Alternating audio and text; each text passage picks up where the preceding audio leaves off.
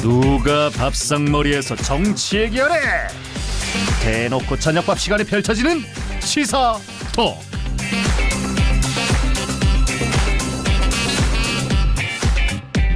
자, 오늘도 뉴스테이블부터 출발할 텐데요. 대한민국의 각종 뉴스를 경남 도민의 시선으로 풀어보겠습니다. 오늘 청년 정치인 두 분 모셨는데 새로운 조합입니다. 배철순 경남 국정과제연구소장, 신상훈 전 경남도 의원 함께하겠습니다. 어서 오십시오. 네, 반갑습니다. 예, 반갑습니다. 자, 배철순 소장 같은 경우에는 저희 MBC 경남 방문은 처음이신 거죠? 예, 처음입니다. 예, 그래서 신상훈 전 의원보다는 아무래도 도민들이나 시청자분들이 모르실 수 있기 때문에 예. 직접 소개를 좀 부탁드리겠습니다. 아, 예. 예. 예. 안녕하십니까. 창원 의창구 출신 배철순입니다. 이번 달 초순까지 윤석열 대통령 비서실 정무수석실에서 근무하다가 사직을 하고 내려왔습니다. 현재는 의창구에서 경남 국정과제연구소 소장으로 일하고 있습니다. 예. 자, 국민의힘 당직자 또 청와대 행정관 출신이시고, 그리고 이제 오늘 함께 토론할 신상훈 전 의원 같은 경우에는 소개 시간 안 되는 거죠? 네. 섭섭하지 않으신 거죠? 예. 아닙니다. 예. 두 분 다 또 청년 정치인으로서 함께 모시게 됐고, 배철순 소장 같은 경우에는 경남의 국정 과제가 붙네요. 보통 뭐 포럼이나 지역 이런 거 많이 붙지 않습니까? 예. 예, 국정 과제가 붙었네요. 저는 뭐 정책에 좀 더 관심이 있고요. 뭐 조직이라든지 이런 네트워크 활동보다는 예. 정책으로 조금 말씀을 많이 드리고 싶어서 구성을 했고, 굳이 경남이라는 큰 범위를 붙인 거는 예. 국정과제의 성격 때문에 그럽니다. 윤석열 정부의 국정과제는 광역자치단체에게 많은 권한을 부여하고 있습니다. 예. 해서 국정과제를 연구하기 위해서는 광역에 대한 이야기를 할 수밖에 없다. 그래서 그렇게 이름을 지었죠. 그렇군요. 그리고 연구소 위치가 창원의 의창이라고 하니까 예. 앞으로 잘 몰랐던 분들도 지금 실시간 댓글로 박철순 선수는 아는데라고 하셨는데 기억을 해주시기 바랍니다. 많이 듣던 배철순 이야기입니다. 소장입니다. 예. 자, 그럼 두 분과 함께 바로 이야기 나눠볼 텐데, 밤사이 국내에 주목을 받은 이슈가 있지 않습니까? 예, 2030년 세계 엑스포 부산 유치 실패였습니다. 저도 자정 넘어서까지 기다렸거든요. 자, 그런데 참 안타까운 결과였고 응원하고 기다리신 분들도 참 많았을 겁니다. 유치 무산에 대한 생각을 들어볼까 하는데, 먼저 배철순 소장님부터 다시 한번 질문 드리겠습니다. SNS에 또 유치 홍보글도 올리기도 하셨다고 예, 그렇습니다. 예, 확인했거든요. 예, 더 예. 아쉬우셨겠는데요. 저희 뭐 대통령실 출신 행정관들이 뭐 그만둔 사직한 행정관들이 집단적으로 사실은 유치 기원을 했지요. 예. 페이스북이나 다른 매체를 통해 가지고 이유가 있어요. 그게 너무나 중요한 일이기도 하지만은 저희 동료들이 그 유치를 위해서 일하는 걸 봐왔거든요. 미래전략관, 뭐 또 미래전략 비서관실 이런 분들은 그 일만을 위해서 대통령이 구성을 한 특별한 기구가 있었어요. 이분들은 거의 국내에 계신 시간이 거의 없었습니다. 그만큼 열심히 일했던 분이 주변에 있으니까 저희가 이 유치에 대해서 좀 간절함이 아무래도 옆에서 봤으니까 예. 조금 더 있지 않았나 그런 생각하십니다. 자, 이제 신성훈 전 의원에게 질문 드리면은 어제 그 결과를 당연히 실시간 보셨을 예. 것 같고, 뭐 지역구나 이런 거 생각했을 때 더 가까이 계신 분 그렇죠. 아니겠습니까?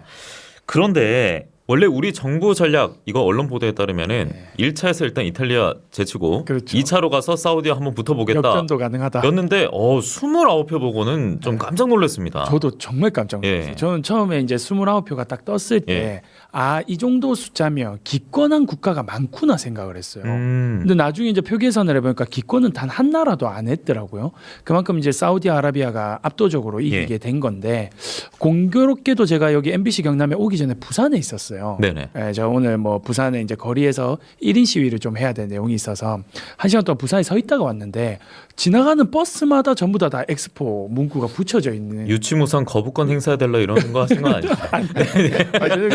전혀 다른 이제 외교적 내용이었는데요. 알겠습니다. 예. 그 장면을 보면서 예. 괜히 마음이 좀 아프더라고요. 아쉽고 안타까운 마음이 이제 같이 느껴졌고, 예. 그리고 이제 1인 시위가 끝나고 나서 이제 같이 이렇게 점심을 먹었던 팀이 있었는데, 그분들은 다 부산 분들이었는데 좀 많이 아쉬워하고 그리고 좀 놀라셨더라고요. 29표는 생각도 못했다. 너무나 적은 표였기 그렇죠. 때문에. 그게 이제 보면 한 일주일 전부터 분위기를 좀 띄웠잖아요. 그렇죠. 윤석열 대통령부터 언론이나 뭐 참모진이나 뭐 여러 이제 국회의원들, 그리고 이제 오랜만에 좀 한 팀으로 이 엑스포를 여야가 다 좀 원하는 모습이 보였기 때문에 맞습니다. 예. 이런 것들이 좀 29표라는 생각보다 큰 격차를 만든 게 더 아쉽게 좀 나타낸 예. 것은 아닌가 아닌가 해서 우리의 외교 역량에 대해서 좀 돌이켜봐야 될 것 같습니다. 저도 앞서 그 거부권 농담으로 던졌던 것이 저도 국민의 한 사람으로서 너무나 또 아쉬웠기 때문에 그런 말씀 드렸었고 말씀대로 원팀 정신을 또 강조하면서도 스스로 위로도 하고 뭐 졌지만 잘 싸웠다 이런 정신 이런 마인드 큰 자양분이 됐다 이런 것도 있고요.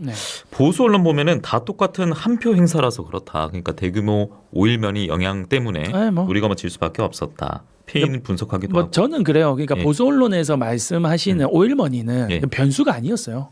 그거 다 알고 있었죠. 예. 근데 이제 와서 5.1머니 때문에 졌다라는 것은 그냥 핑계에 불과하다. 저는 그렇게 봅니다. 전 정부 탓도 나오긴 하던데. 저 언론을 보면서 뭐 문재인 정부 5년 동안 전혀 관심 없다가 1년 4개월 만에 준비했다. 뒤늦게 이제 뛰어들면서. 그래서 설마 저희 소장님께서도 그런 이야기를 하실까 봐 좀 조마조마했는데 일단 그것은 팩트도 좀 맞지 않을 뿐만 아니라 전 정부 탓 좀 그만했으면 좋겠습니다. 전 정부가 못했기 때문에 지금 정권을 잡아서 일을 하겠다라는 분들이 계속해서 전 정부 탓하는 모습은 국민 동의도 얻어내기도 어렵다고 보고요. 저희가 이렇게 이야기를 지금 끌고 가고 있는 이유는 하필이면 이게 총선 전에 판가름이 나지 않았습니까?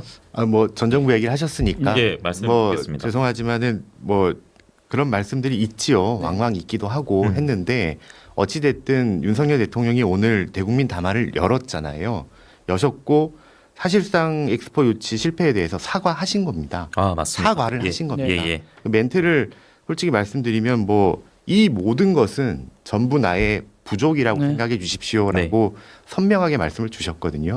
그게 또 윤석열스러운 것이라고 저는 생각을 하고요. 맞습니다. 그리고 덧붙인 말이 이제 정말 우리 민간은 뭐 합동으로 정말 열심히 뛰었습니다. 뭐 이렇게 얘기를 크게 덧붙이셨는데 그거 보면서 저는 뭐 대통령께서 그동안 고생하셨던 분들, 그 기대감이 컸을 부산 시민들, 또 야당에 협조해 주신 분들에게 감사해하고 이 모든 것을 나의 탓으로 돌리고 다시 나아가자. 이런 의미를 주신 진정성이 있었다고 느꼈습니다. 정말 모처럼 즉각적인 대국민 담화가 나왔던 거 흔치 아니겠습니까? 않아요. 대통령의 사과라는 게 정말 흔치 않고 대통령이 쉽게 사과하는 걸 기대하실 수는 있지만은 그게 가지는 무게감이나 여파는 굉장히 크거든요. 그래서 그런 측면에서 이렇게 빨리 대국민 담화 연계 불과 몇 시간이겠어요. 오늘 새벽이었지 않습니까? 그렇죠. 그래서 그 진정성이 좀 더 있지 않나. 맞습니다. 그렇게 이해해 주십사. 이렇게 말씀드리겠습니다. 제가 한마디 덧붙여도 괜찮을까요? 신상훈 전 의원 듣겠습니다. 그 우리 배철순 소장님께서 방금 좋은 말씀을 해주셨는데요. 윤석열스러움이다 이렇게 표현을 해주셨는데 윤석열 대통령이 전 정부와의 차이점을 이야기를 하면서 대통령이 당선된 이후에 출근할 때 약식 기자회견을 진행을 하셨잖아요. 그러다가 이제 공교롭게 MBC와 이제 사태가 하나 터지고 난 다음에 이제 그걸 없앴는데요. 저는 그거를 좀 부활하셨으면 좋겠어요. 도어 스태핑이었죠. 그렇죠. 왜냐하면 기간이 좀 돼서 저도 그 용어를 잠시 까먹었습니다. 도어 스태핑이었습니다. 그래서 이제 그게 실제로 국민들께서 윤석열 대통령에게 기대했던 모습일 거예요. 기존 정치와는 다른 이때까지 정치를 하지 않았던 사람이 정치에 뛰어들어서 국민과 소통하는 모습을 기대를 했을 텐데 그때 이제 여러 가지 이제 사항이 발생하고 지지율이 떨어지니까 하지 않았다가 이번에 이제 급하게 기자회견을 한 모습이어서 다시 윤석열스러움으로 찾아갔으면 하는 바람을 저는 좀 던져보고 싶습니다. 시원한 또 소통이 즉각적으로 나왔기 때문에 이 대목은 대통령의 진심이구나 이렇게 많은 분들이 공감할 것 같습니다. 자, 그런데 그런 시각도 있지 않았습니까? 배 수장님께 질문 드릴 건데 대통령의 순방이 해외 순방이 너무 잦은 거 아니냐. 그리고 민생, 이 국내 일보다는 외채에 집중하는 거 아니냐라는 비판적인 시각도 분명히 있을 텐데 어쨌든 지금 외교적인 성과가 좀 아쉬운 결과물이 나오지 않았습니까? 이번 엑스포 유치권에 있어서는요. 그래서 저희가 경남에 있으니까 경남 그리고 조금 넓혀서 불경으로 봤을 때 각종 여론조사 보면은 대통령을 지지하는 근간은 좀 외교라는 항목이었거든요. 좀 어떤 영향이 있을 것이라고 생각을 해보셨습니까? 배 수장님 좀 어떻습니까? 이번 엑스포 유치 무사는요? 총선, 뭐 선거의 영향력을 말씀하시는 것 같은데 뭐 대통령의 진정성을 가지고 활동해 온 거에 대해서는 인정하실 것 같아요. 외교 성과가 엑스포라는 결과물 하나만 가지고 평가를 받는 건 아니지 않습니까? 저는 뭐 윤석열 대통령이 현재 뭐 갤럽의 여론조사 지지율을 보시면 아시겠지만 대부분의 긍정평가는 외교에서 나와요. 그거를 뭐 전혀 폄하할 수는 없다고 저는 생각을 하거든요. 그런 측면에서 진정성은 뭐 여러 국민이 알고 계실 것 같고 중요한 건 이제 총선의 영향력인데 아무래도 있지요. PK 지역에 우리 지역에 우리 경남에 또 우리 부산에 큰 주제가 될 수 있는 부분이었고요. 그렇기 때문에 뭐 총선은 아직 좀 남아 있습니다. 시간이 남아 있고 그 시간 동안 또 우리가 어떻게 극복해 나갈까인데 예. 오늘 담화문을 좀 더 자세히 들여다 봐주시길 원합니다. 네네. 약 3쪽 정도 분량이에요. 첫 번째 쪽은 미안함이에요. 나의 잘못을 인정하고 내가 사과를 드리고 그리고 나를 위해 일해줬던 우리 정부를 위해 일해줬던 우리 국가를 위해 힘써줬던 모든 분들께 감사하고 그 탓은 나를 해달라. 예. 정말 진정성이 느껴지는 이야기고요. 두 번째 쪽은 전부 부산 이야기입니다. 맞습니다. 전부 부산 얘기입니다. 우리가 부산 엑스포를 유치하려고 했던 목적은 국가의 균형 발전을 위해서다. 뭐 우리 국정 철학인 지방 시대를 위해서다라는 내용들이 한쪽에 굉장히 양이 많아요. 전부 PK에 대한 이야기뿐이에요. 그리고 마지막 부분은 우리가 외교적 성과를 위해서 어떤 일을 했는지로 마무리가 돼요. 두 번째 단락이 양이 가장 많다고 저는 느꼈거든요. 그래서 뭐 솔직한 마음으로 모든 것을 공개하면서 사과와 더불어서 그리고 엑스포 유치에 전제가 되었던 여러 가지 정책적인 부분들, 인프라 구축에 대해서도 반드시 이행하겠다고 공언을 하셨거든요. 대통령의 말은 그만큼 힘이 있습니다. 예. 약속을 하셨기 때문에 그런 부분을 부산 시민들이 또 경남 우리 도민들이 이해해 주실 거라고 저는 믿습니다. 네, 배 소장님이 말씀해주신 대목이 이제 엑스포 유치는 실패했지만 국토 균형 발전 전략은 그대로 추진될 것이며 그리고 부산을 해양과 국제금융과 첨단 산업 디지털의 거점으로 계속 육성하고 영호남의 남부 지역 유기적으로 연결해서 인프라 구축 차질 없이 해 나가겠다라고 대통령이 담화문 통해서 입장을 밝혔고 민주당 같은 경우에도 아무래도 그 부산 엑스포 유치할 것으로 예상하고 앞당겨진 뭐 여러 사업들이 많지 그렇죠. 않았습니까? 그래서 이재명 민주당 대표도 남은 현안 사업이 중단 없이 계속 추진될 수 있도록 민주당 최선 다하겠다. 홍익표 원내대표는 부울경 지역 발전과 부울경 메가시티 등 했습니다. 그래서 이제 총선으로 가면은 이것도 메가시티로 부산 포함해서 부울경 지역이 좀 뜨겁지 않을까라는 생각 들더라고요. 뭐 일단 메가시티 이야기를 조금 먼저 이야기를 해보면요. 예. 저도 오늘 아침에 새벽에 결과를 보고 나서 메가시티가 참 많이 아쉽더라고요. 그러니까 박형준 시장 혼자서 정말 열심히 뛰었던 모습인데 만약에 부울경 메가시티가 폐지되지 않았다면 3명의 단체장이 함께 뛰었던 모습이고 특별연합이 폐기되지 않고 그렇죠. 예, 그렇게 됐으면 부산의 엑스포가 아닌 지금 진행되고 있는 2025년 오사카 엑스포가 아닙니다. 오사카 간사이 엑스포입니다. 예. 간사이까지 특별연합으로 넓혀서 진행이 되는 거거든요. 그런 엑스포라는 인식이 있었다면 우리 340만 경남 도민들께서도 예. 지금보다 더 많은 관심을 가졌기 때문에 뭐 성과가 어찌 됐을지는 잘 모르겠지만 29표보다는 더 많은 예. 득표를 받지 않았을까라는 아쉬움이 있고요. 예. 총선의 영향은 있을 것이다. 하지만 우리나라 정치는 하루아침에도 빨리빨리 바뀌는 정치이기 때문에 지금 120일도 더 남았잖아요. 넉 달도 더 남은 총선 국면이기 때문에 이번에 유치 실패가 120일 앞으로 남아있는 총선에서 가는 국면에서 하나의 변수 정도이지 예. 아주 큰 변수까지는 안 될 것이다. 이렇게 보고요. 다만 방금 우리 배철순 소장님께서 말씀해 주신 부분 중에 윤석열 대통령의 지지율 중에서 가장 높은 부분이 외교인데 이 부분은 앞으로 조금 떨어질 것으로 보여져요. 당분간 아무래도 지지율이 좀 떨어질 것으로 보이기 때문에 대통령의 국정 지지율 변화는 어쩔 수 없이 좀 받아들여야 되지 않을까 그렇게 예. 예상됩니다. 뭐 메가시티 얘기 나와서 그런데 네네. 메가시티 부분에 대해서는 저희 우리 당의 특위 조경태 위원장 계신 특위에서 좀 입장을 정리 중이니까 제가 그 부분은 말을 아끼겠습니다. 예. 다만 이제 인프라 구축의 부분이 뭐 조금 당겨졌다 뭐 이런 얘기를 하시는데 이게 정책이라는 것이 고무줄이 아니거든요. 사실은 대부분 5개년 계획 정도에 이미 수립이 돼서 들어가 있어요. 그래서 이 부분이 뭐 지금 그 엑스포가 오지 않기 때문에 갑자기 5개년 계획에 들어간 게 빠지거나 또 갑자기 넣어서 갑자기 늘리거나 할 수 있는 부분은 아니거든요. 그래서 그런 부분에 있어서 부산 시민들이 또 우리 경남 도민들이 가지고 있을 불안감이 있다면 조금 내려둬도 좋지 않을까 그런 말씀 덧붙이고 싶습니다. 예, 그게 궁금합니다. 아무래도 신상훈 전 의원보다는 윤석열 대통령을 더 근처에서 봤던 분이고, 네. 예, 근처의 공기를 많이 좀 흡입한 분일 텐데, 네, 공기를 그 지역 균형 발전 같은 경우에 그 윤석열 대통령이 평소에도 좀 꾸준히 좀 고심을 많이 하고 그런 대목이 있었던 기억이 있습니까? 어때요? 지방시대위원회 얘기를 안 할 수가 없거든요. 예. 저는 뭐 그 부분에 대해서 칼럼을 여러 번 내기도 했었는데 네네. 좀 생각이 그러니까 뭐라고 얘기해야 될까요? 지방이 할 수 있다고 얘기를 하고 만약에 그 계획안을 제출만 할 수 있다면 예, 예. 내가 가진 권한을 모두 주겠답니다. 준다. 아, 이걸 조정을 하겠다 아니면 이 부분의 일정 부분을 떼서 위임을 하겠다가 아니라 정권을 그냥 주겠다? 잘라서 주는 겁니다. 그게 지금 우리가 얘기하고 있는 지방시대위원회의 부분이고 예. 대통령의 특위 가운데 이렇게까지 주목을 받았던 위원회가 있을까요? 대통령직 위원회가 이렇게까지 혹시 뭐 다른 정부의 이제 뭐 앞전 떠오르진 정부에서 않는데요. 근데 제가 윤석열 대통령과 같은 정당이 아니어서 그런지 모르지만 예. 저는 그럴 수 특위 있겠죠. 이야기를 예. 처음 들어요. 지방시대위원회, 예. 대통령직속위원회. 예.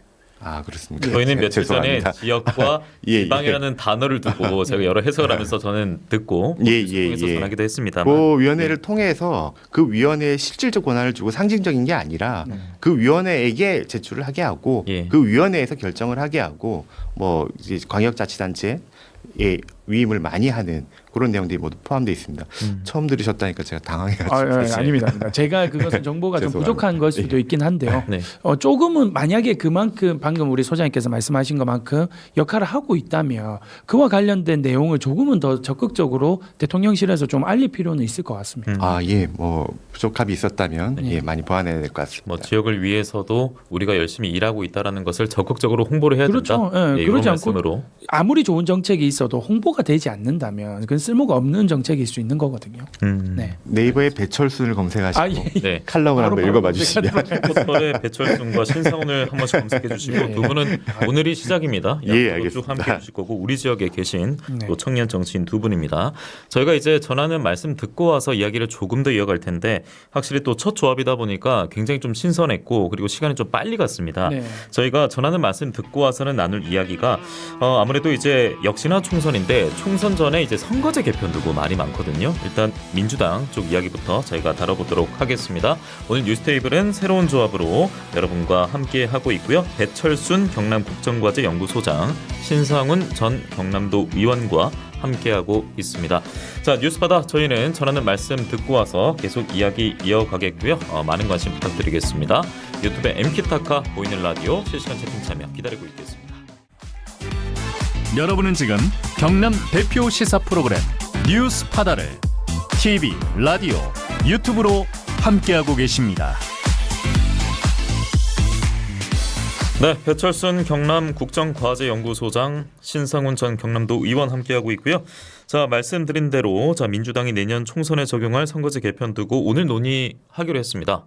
그런데 미뤄졌습니다. 내일 본회의 이후로 수년이 됐고요. 당내에서 아무래도 좀 고민할 시간이 더 필요한 거 아닌가? 저는 그 생각을 처음 했습니다. 네. 어제 이재명 당대표 같은 경우는 이런 얘기를 했는데요. 유튜브 라이브에서 멋있게 지면 무슨 소용이 있겠나. 약간 젖잘 싸우면 뭐하냐. 이런 얘기로 전 들었는데 배철순 소장님 그러면 국민의힘은 병립형으로 돌아가자. 2016년 그때로 돌아가자이지 않습니까? 그렇죠. 이재명 대표도 그러면 같은 생각을 하고 있는 걸까요? 처음에 이 발언 들었을 때 좀 어떤 느낌이셨습니까? 느낌. 직관적인 느낌. 예. 솔직히 말씀드리면 우리가 지금 연동형 비례대표제, 준연동형, 연동형 비례대표제를 시행한 게 한 번밖에 안 됩니다. 한 번밖에 안 준연동형. 했잖아요. 예, 한 번밖에 안 했잖아요. 불과 4년밖에 안 된 겁니다. 2020년 딱 한 번 했죠. 4년밖에 안 됐는데 아니 법이 선거제라는 게 우리 대한민국에서 얼마나 중요한 일이에요. 국회의원 얼마나 중요한 일입니까? 근데 그걸 4년 만에 또 바꾸자고 쉽게 얘기할 수 있고 그걸 가지고 또 논의를 한다고 하는 거는 일단은 문제점이 있기 때문에 그 얘기를 하시는 것이고 그럼 그 문제점을 잊고 그때 강행 처리했던 건지 이런 부분에 대한 얘기를 먼저 하셔야 되는 거 아닐까요? 젖잘싸라는 거는 이게 농처럼 얘기할 수 있어요. 하지만 지금 일단은 제도 자체를 4년 만에 다시 한번 뒤엎는다 만다 이 얘기를 하신다면 먼저 이 부분에 대해서는 우리가 좀 생각이 좀 짧았거나 너무 성급했다는 얘기를 먼저 했어야 된다라는 게 제가 가지고 있는 생각이고 처음 들었던 느낌이고 지금 병립형으로 가자는 주장은 국민의힘은 한 번도 바꾼 적이 없습니다. 예. 한 번도 없습니다. 왜냐하면 그 제도는 심플하고 세금 낭비가 적고 그리고 지금 제가 판단컨대 이 분열의 정치라고 저는 표현을 하는데 이런 분열의 정치를 막는 데도 기여한다. 그렇기 때문에 원한대로 국민들이 쉽게 이해할 수 있는 국민들은 몰라도 된다 이런 건 아니잖아요. 그런 제도기 때문에 꾸준히 가야 된다고 보고 있습니다. 예. 정개특위 얘기를 좀 드리고 싶어요. 국회 정개특위에서도 원래 올해 연초에 중앙일보에서 아마 여론조사를 했던 걸로 알고 있는데 이제 개별 조사지요. 그때도 사실은 병립형으로 회귀해야 된다. 연동형에 문제가 있다는 의견은 여야가 동일하게 냈었어요. 그런 부분이기 때문에 전혀 새롭지는 않았습니다. 그런데 이제 야권의 민주당의 정개특위 이탄희 의원 같은 경우에는 다른 생각을 꺼낸 거 아니겠습니까? 그렇죠. 예, 연동형 유지하고 위성정당 아예 못하게 하자. 그렇죠. 방지법. 이렇게 얘기를 했는데 더불어민주당 75명 그러니까 당내 의원 절반 가까이가 또 공동 발의하기도 했습니다. 이 법안에 대해서. 그렇게 되면 앞서 이재명 당대표가 했던 말 있지 않습니까? 그분들에 대한 대답으로 해석할 수도 있겠는데요. 그렇죠. 근데 예. 뭐 우리 배철순 소장님께서 뼈아픈 지적을 해주셨는데요. 준연동형 비례대표, 저는 이게 준연동형이라는 게 전 세계 어디 내놔도 없는 존재거든요. 그래서 저는 그냥 한국형 연동형 비례대표다 이렇게 이제 네. 표현을 하는데요. 네. 저는 일단 이게 만들어질 때부터 이상했다. 연동형 비례대표는 이렇게 하는 게 아니거든요. 연동형 비례대표라는 것은 나의 표가 최대한 반영되게끔, 득표율이 최대한 비슷하게끔 선거 결과가 나오게 만들겠다는 취지인데 연동형 47석 중에 3석 캡을 씌운 것부터가 저는 이상했습니다. 그럼에도 불구하고 민주당이 그때 적극적으로 추진을 했던 배경은 다당제를 만들기 위함이거든요. 예. 그러면 병립형으로 돌아간다면 다당제가 만들어지느냐? 아닙니다. 이탄희 의원은 양당 카르텔법이라고 얘기는 그렇죠. 하더라고요. 저도 동의해요. 예. 이탄희 의원님 말씀에 동의를 합니다. 그래서 저는 지금 이재명 대표를 비롯해서 민주당 지도부라고 표현을 해야 될까요? 이분들이 병립형으로 사실상 전 돌아갔다고 어제 유튜브 라이브를 통해서 전 선언을 했다고 봐요. 그런데 저는 민주당의 일원이지만 이것은 분명히 반대합니다. 예. 다당제 정치는 전 필요하다고 생각하고 다당제가 필요한 이유는 다양한 목소리를 대변하기 위함인데 결국에는 양당으로 회귀하는 전략이 될 거기 때문에 명분도 있고 저는 선거에서도 승리할 수 없는 전략이 될 수도 있다라는 예. 우려가 있기 때문에 반대하는 입장을 좀 말씀을 드리고요.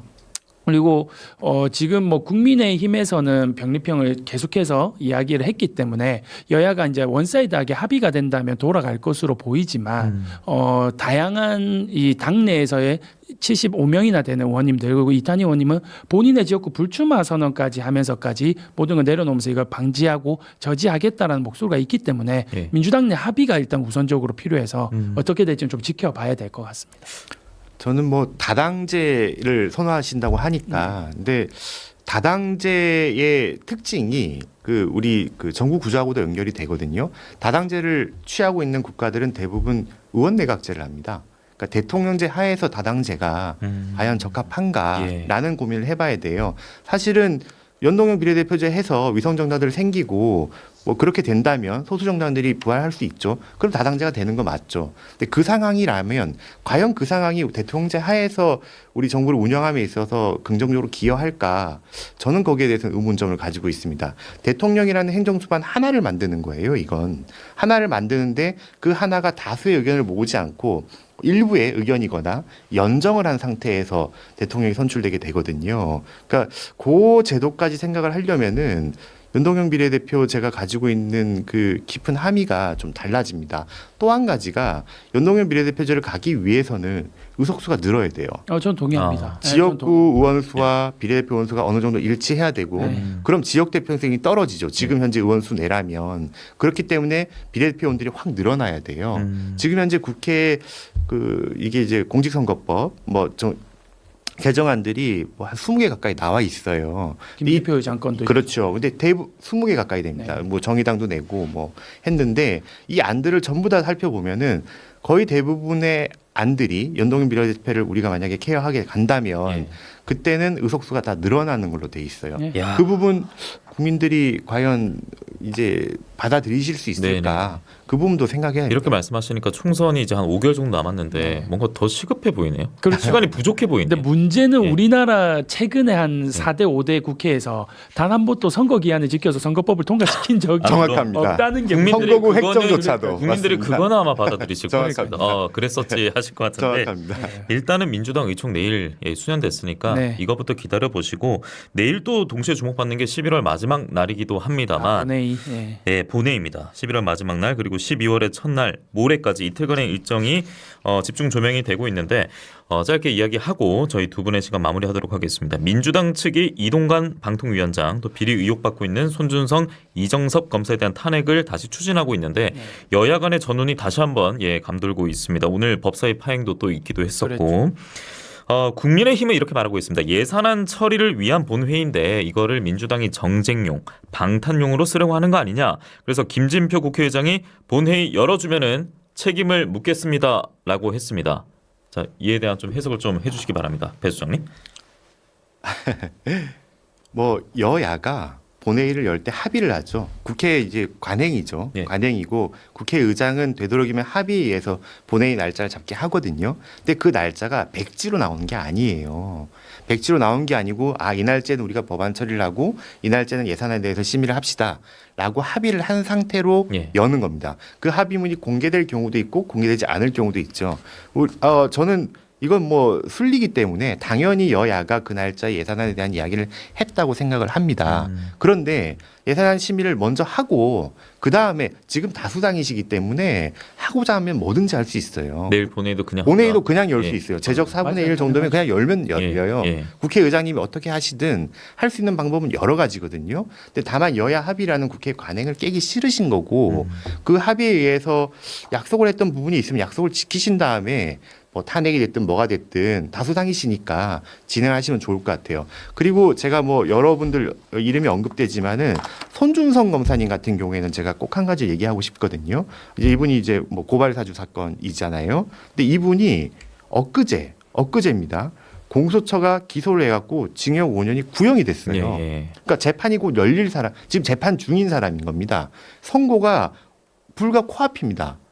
그러니까 재판이 선고를 할 건데 갑자기 탄핵을 하자고 하는 거예요. 이 시점에.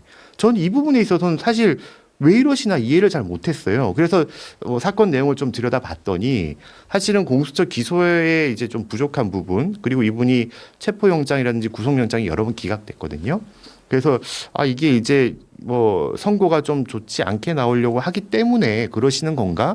아니 선고를 앞두고 있는데 어떻게 갑자기 탄핵안을 한번 철회했다가 다시 또 내기까지 하면서 무리를 하실까? 이분에 대해서는 제가 굉장히 좀 의아함을 가졌습니다. 예, 이렇게 이제 말씀을 해주시면은 민주당을 비판하는 쪽에서는 야 이거 진짜 습관성 탄핵이네. 그리고 예산안 처리하는 그 자리에 이렇게 물을 것 같은데요.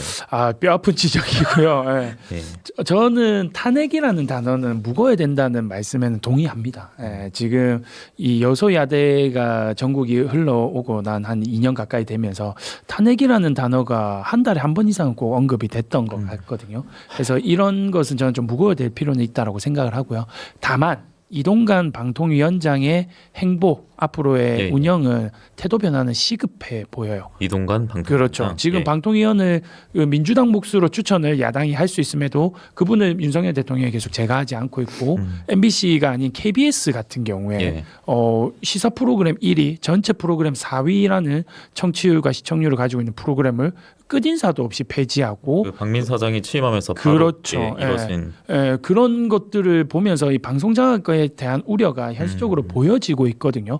그래서 탄핵과 별개로 이동관 방통위원장의 이 권위적인 행보와 모습은 좀 변화가 좀 시급해 보이고 30일 본회의 문제는 여야가 웬만하면 원만한 합의가 좀 이루어지기를 저도 기대해 보겠습니다. 예. 그러면 이제 원만한 합의가 안 되면 그래도 국회 본회의는 열리겠네요. 저는 민주당이 지금 이 정도의 태도라면 말씀 주신 것처럼 네네. 한번 엎고 다시 탄핵안에 넣은 거기 때문에 저는 민주당 단독이라도 본회의를 열 것으로 알겠습니다. 보입니다. 자, 그러면 이제 두 분이 아마 다음 주에도 할 수 있을지 없을지 지금은 잘 모르겠습니다만 국회 본회의 이틀간의 일정 이후에 이제 이뤄지는 결과물들을 들고 아마 두 분과 이야기를 나눌 수 있지 않을까 싶습니다. 새로운 조합이었는데요. 굉장히 좀 칭찬하는 댓글이 많았습니다. 집에 가서 다시 보기 해보시기 바랍니다. 자, 두 분과는 여기서 인사드리겠습니다. 배철순 경남국정과제연구소장, 신상훈 전 경남도의원 함께했습니다. 고맙습니다. 네, 감사합니다.